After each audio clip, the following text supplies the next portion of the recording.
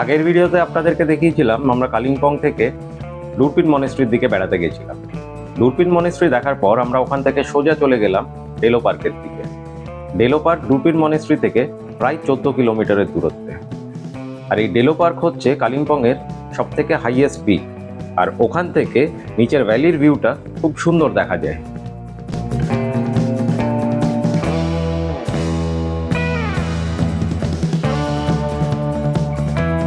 কোথাও রোদ, কোথাও বৃষ্টি, আবার কোথাও মেঘে ভরা পুরো রাস্তা। এই সব জিনিসগুলোকে নিয়ে এই পাহাড়ি আঁকাবাঁকা রাস্তা পেরিয়ে আমরা এগোতে থাকলাম ডেলো পার্কের দিকে।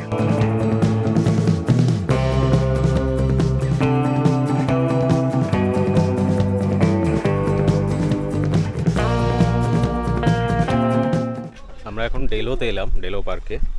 তো এখানে পার্কে ঢোকার জন্য একটা টিকিট লাগে।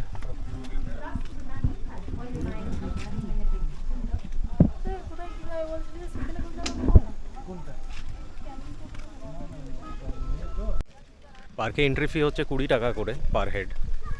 আর এখান থেকে দেখে মনে হচ্ছে অনেকটা বড় পার্ক, যদিও বা শুনেছি বা অন্যান্য ভিডিওতে দেখেছি যে অনেকটাই বড় পার্ক।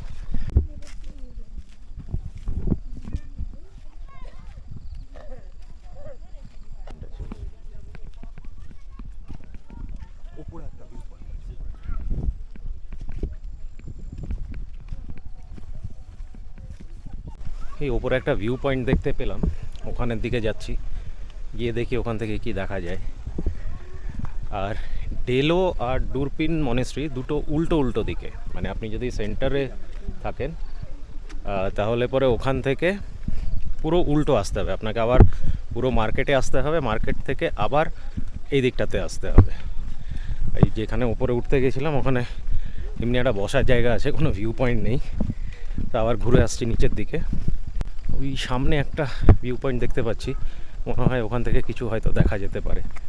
যাচ্ছি এখন ওই দিকটাতে।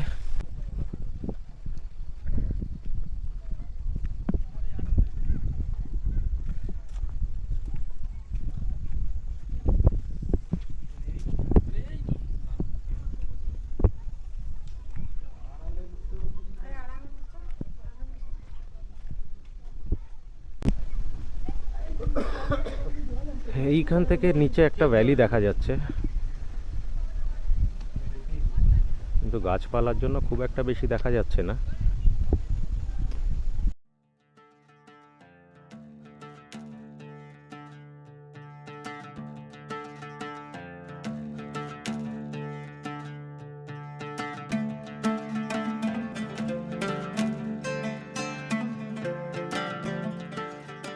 না না, জ্যান্ত সাপের বাচ্চা। কি সাপ এটা? মুখটা তো তোর ওই ইয়ের মতনই লাগছে, ওই রাসেল ভাইপারের মতনই লাগছে। গায়ের ইয়েগুলোও দেখ।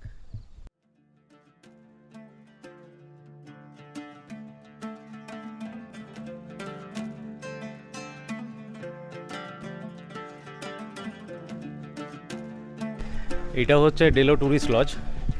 আপনারা চাইলে এখানেও এসে থাকতে পারেন। এটা ওই ডিপার্টমেন্ট অফ ট্যুরিজমের আন্ডারে পড়ে, কিন্তু এখানে জিটিএ লেখা রয়েছে। তো যাই হোক, এটা অনলাইনেও আপনারা বুক করতে পারেন। তো এখানে এসেও আপনারা থাকতে পারেন একদম পার্কের ভেতরে।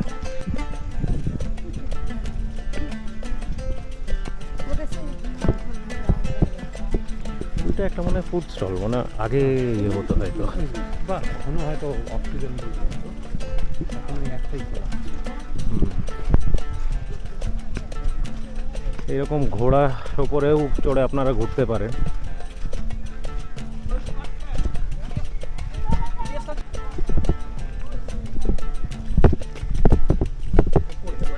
নিচের দিকটাও দেখে আসি না, তুই দাঁড়া এখানে। এগুলো তো পাইন গাছই তো মনে হচ্ছে।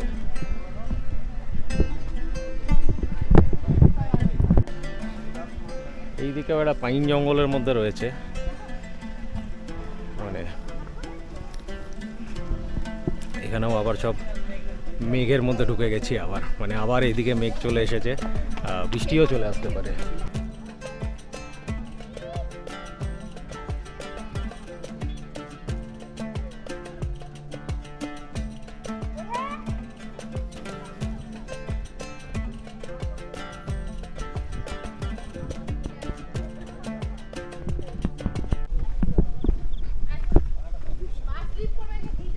ভিউ পয়েন্ট এগুলো।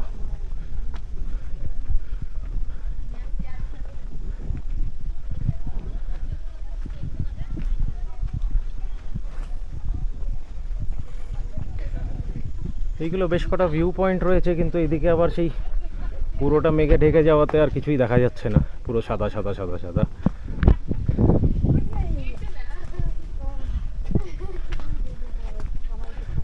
এইদিকেও মনে হয় কোনো ভ্যালি আছে যেটা দেখা যায়, কিন্তু এখন ওই আবার মেঘে ঢেকে গেছে।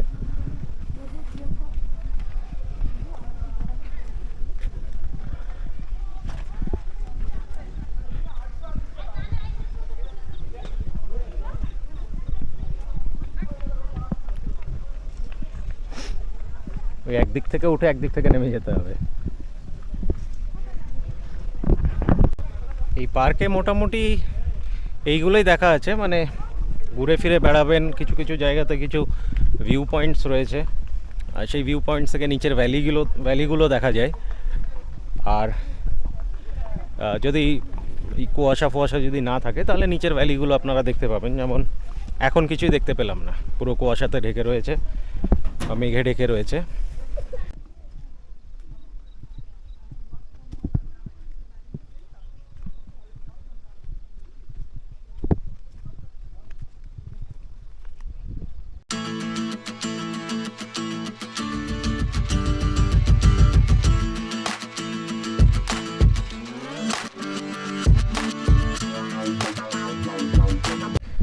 জায়গাটা বেশ সুন্দর, বেশ ভালোই লাগবে এখানে এসে, এখানে সময় কাটাতে।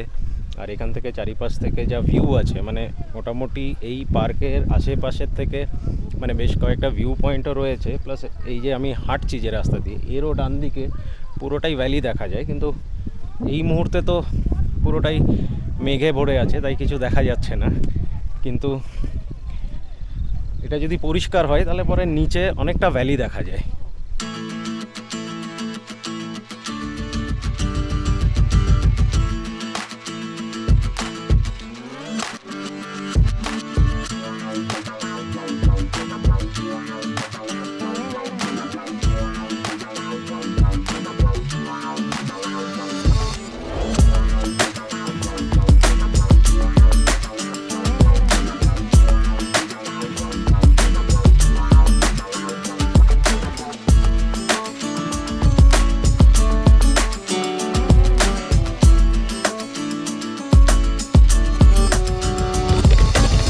আমরা বেরিয়ে যাচ্ছি এখন ডেলো পার্ক থেকে।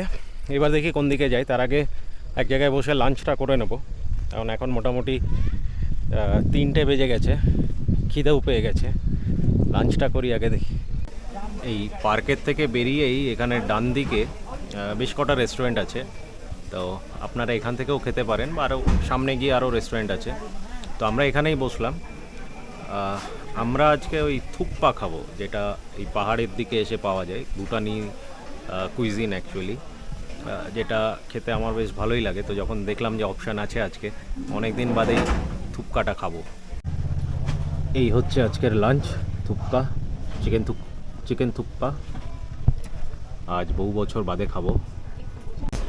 লাঞ্চ কমপ্লিট হয়ে গেছে, এখন আমরা এই ডেলোর এখান থেকে বেরোবো। বেরিয়ে দেখি ওই প্যারাগ্লাইডিং যেখান থেকে হয়, এই সময়টা প্যারাগ্লাইডিংটা বন্ধ থাকে, যেহেতু বর্ষার সিজন রয়েছে, বর্ষার সময় প্যারাগ্লাইডিংটা বন্ধ থাকে। তো এমনি ওই জায়গাটা দেখে যাব। আজকে সকালবেলায় বৃষ্টি, আর তারপরে বাইকটা একটু দেরিতে পাওয়া, সেইটার জন্য একটু আমাদের দেরি হয়ে গেছে আজকে বেরোতে। তো সব জায়গাটা হয়তো কভার করতে পারছি না আজকে, আর দেখি পরের বার যদি কোনো সময় আসি এখানে তখন দেখব। যতটা হয় আজকে দেখছি, তার কারণ অন্ধকার হওয়ার আগে আমরা চাইছি যে আমরা সিটির মধ্যে ঢুকে যাই। এই ডেলো ঢোকার আগে এই ওপরে গিয়ে, ওপরেও একটা থাকার একটা হোটেল আছে, এই যে এটা আরও এলিভেটেড জায়গাতে, ওইখানে থাকতে, ওখানেও আপনারা থাকতে পারেন।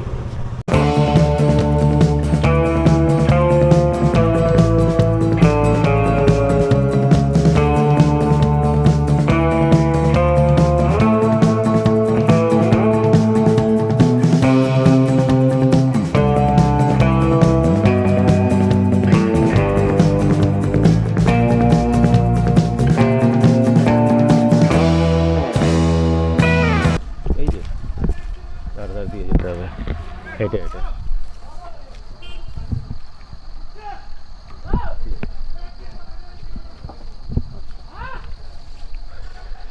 এখান থেকে এরকম করে ট্রেকিং করে করে ওপরে যেতে হবে।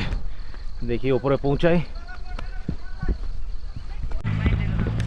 যেখান থেকে ওঠা শুরু করলাম ওইখানেই প্যারাগ্লাইডিংয়ের বুকিং কাউন্টার্সগুলো রয়েছে, ওখান থেকে আপনারা বুকিং করতে পারেন প্যারাগ্লাইডিংয়ের ইয়ের জন্য।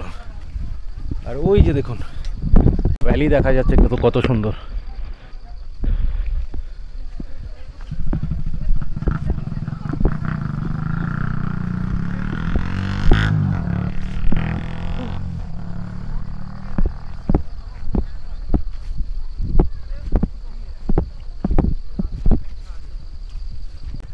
ছোট্টখাটো একটা ট্রেকিং হয়ে যাচ্ছে ওপরে যেতে। খুব একটা বেশি উঁচুতে না, কিন্তু এই চড়ার রাস্তাগুলো একটু অনেকটা খাড়া। এই যে এইরকম জায়গাতে এসে উঠলাম, আর ওপর থেকে নিচের দৃশ্যটা দারুণ লাগছে।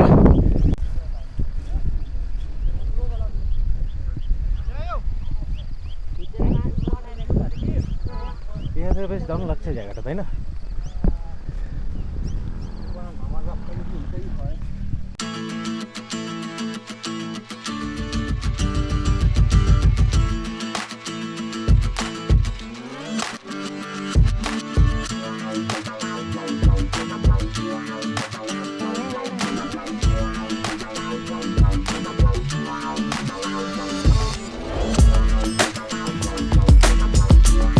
ওপরে এসে দেখছি এখনো প্যারাগ্লাইডিং হচ্ছে। ওই যে বেশ কিছুজন প্যারাগ্লাইডিংয়ের জন্য রেডি হয়ে গেছে।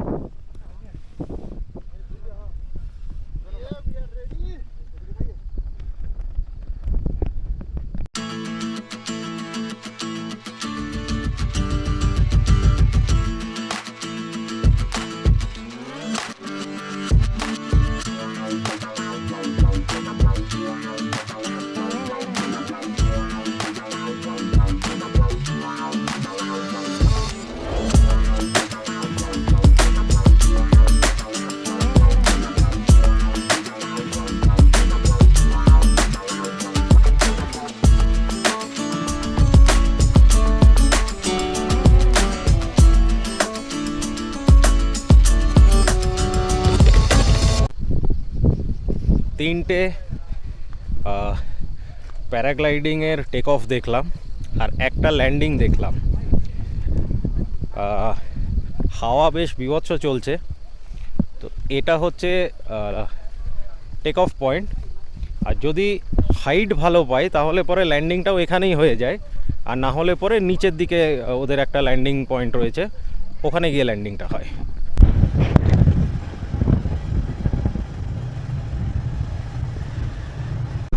এই ডেলো পার্ক থেকে একটু নিচের দিকে এসে এই দিকটাতে হচ্ছে আপনার কালিম্পং সায়েন্স সিটি।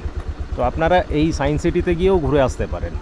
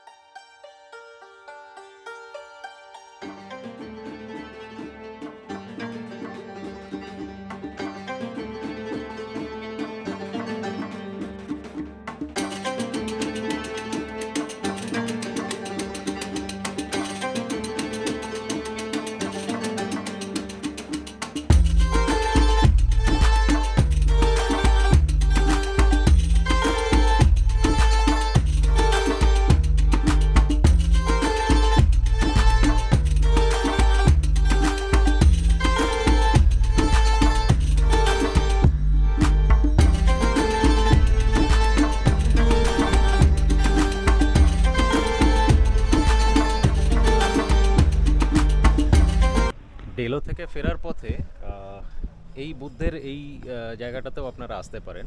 আর আমরা এখন যখন এসেছি ভেতরে ওনাদের মনে হয় প্রার্থনা চলছে, তাই এখন ভেতরে হয়তো যেতে পারবো না আমরা, কিন্তু এটাও একটা ভালো জায়গা আর রাস্তার ওপরেই পড়বে এটা।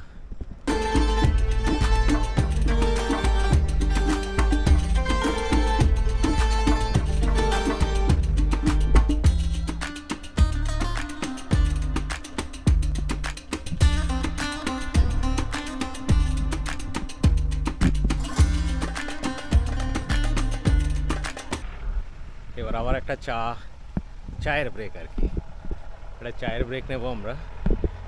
তারপরে আমরা এবার ওই সিটির দিকে এগিয়ে যাব। দেখুন, এখানে আপনি বাইক করে ঘুরলে পরে কি হবে, আপনারা বাইকে করে ঘুরতে ঘুরতে যেখানে আপনার ভালো লাগবে আপনি সেখানে দাঁড়িয়ে কিছুক্ষণ সময় কাটাতে পারবেন। আর দুপাশের ভিউটাকেই আপনারা উপভোগ করতে, দুপাশের না, যে কোনো একটা দিকে ভিউটা দেখা যায়। এবার গাড়িতে হলে পরে অনেক সময় কি হয়, মানে ওই কিছু কিছু জিনিসগুলো মিস হয়ে যায়, যেটা বাইকে গেলে পরে আপনারা মিস করবেন না। আর অবভিয়াসলি একটু খরচার দিক থেকেও একটু কম হয়, মানে গাড়ি ভাড়া যা পড়বে আর বাইকের ভাড়া তো সেম না, তাই খরচাটাও একটু কম পড়বে, প্লাস ঘোরার মজাটাও একটু আলাদা রকমের হয়।